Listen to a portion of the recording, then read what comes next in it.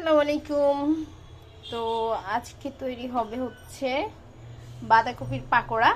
যার কারণে আমি বাঁধাকপিগুলোকে এই যে এভাবে কুচিয়ে নিয়েছি। পাকোড়া তো রেডি করবে, আমি ওকে সব সবজি কুচায় রেডি করে দিব। তো এরপর সে পাকোড়া বানাবে। এই যে মাখামাখি করে পাকোড়া রেডি হচ্ছে।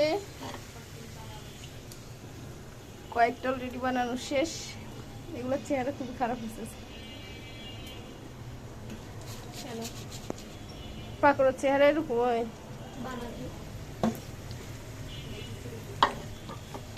এত ফুল স্পিডে আগুন দিয়ে পাকোড়া বানায় কেউ? দেখি কয়টা ভাজত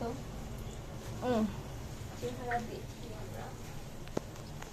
এটার সাথে একটু লাল চা নিয়ে বসলে সেই মজা লাগে।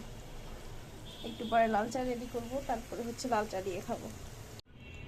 তো চলে এসেছে গরম গরম পাকোড়া, সাথে হচ্ছে কাঁচামরিচ, সস আর হচ্ছে কালা চা, রং চা।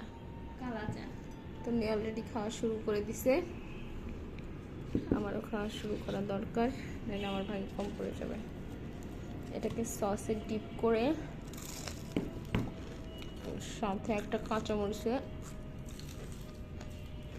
কামড় দিয়ে তারপরে খেতে হয়। আর ব্যাস শান্তি। এই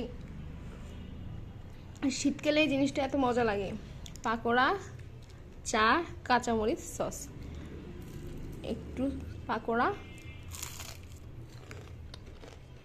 সাথে কাঁচামরিচ আরো আর এক চুমুক চা।